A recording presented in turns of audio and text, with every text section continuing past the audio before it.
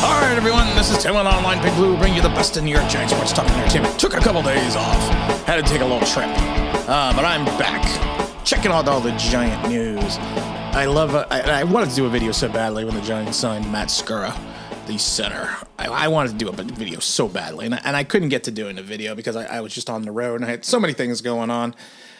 We got a new Matt, and I'm going to call him now Matt from Baltimore.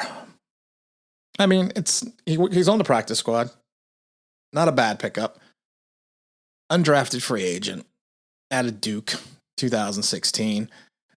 I mean, he is what he is. I mean, he signed with Miami after Baltimore decided not to re-sign him. He's a backup center. He's a professional. He's played in 54 games, started 51. Played with, of course, Lamar Jackson. So, I mean, people are going to talk about his physical attributes and abilities. Again, he's a guy that's not very athletic. He had three, and people always forget, and I didn't watch any, I didn't look at YouTube yet or anything, or Twitter, but people forget about week 10, when he had 3 botched exchanges with Lamar Jackson during the 23-17 loss. Okay, we got to remember these things. He's not the most physically gifted center. I think a lot of what he offers is going to be more stability. I mean, he's an okay pass blocker. I think he's going to do more in the running game than anything else. It just continuously leads me to believe with him and picking up Price that the Giants are probably going to go. I mean, I'm not going to see him do it in week 1, even though they should right now, is moving Nick Gates back to the guard position. I mean, I know they're not going to do it right now. It's just plain and simple because the fact that you're getting to you're almost a week out from your opening day game with Denver, so you're not going to make that type. You're not going to make that type of adjustment right now. I mean, but if you take a look at it, I mean, our line is what it is. I mean, I'm trying to rebuild. If you're trying to rebuild your offensive line on the fly a week after training camp is over, you know you're not confident in what you have. I mean, that's just putting it nicely.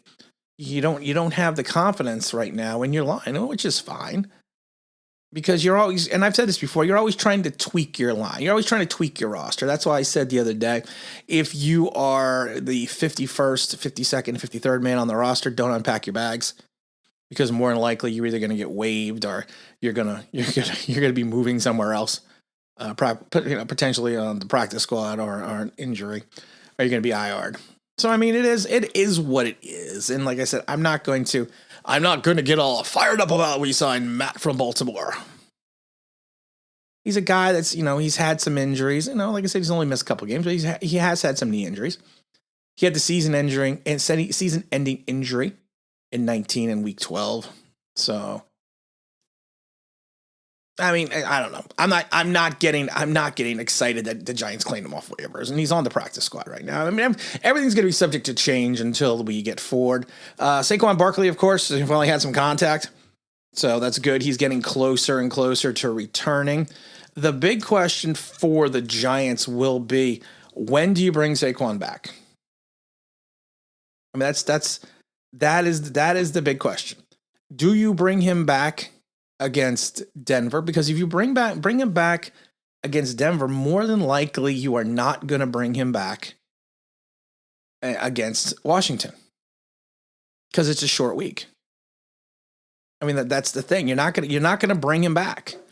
I mean, the Giants would be stupid if they brought him back against Washington on a short week. So my mindset is you're probably going to play him either or of the games. You're not going to play him both. Now my thing is I would sit him against Denver, give him the extra week off. If he's healthy to play, give him the week off and then commit to playing him against Washington because you're playing Washington in an interdivisional game. You have to play him. I mean, you have to play him against Washington. Not that I don't think the Denver game is important, but if you take a look at the grand scheme of things within our division, we're going to need divisional games. We're going to need divisional wins. So you're going to have to. I mean, you have to, in my mind, sit him for the Denver game and then bring him if he's ready to play and bring him up against Washington.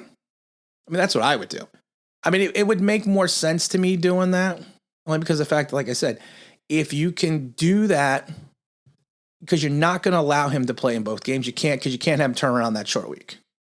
And I think that's what the Giants are going to be looking at right now. I mean, I think we could get along without Saquon Barkley for the Denver game. I think Devontae Booker and everything else is going to be, will be. We can bring him along. We can bring him along for that game. And I think that would be the smartest thing to do. The Giants are making tons of roster moves.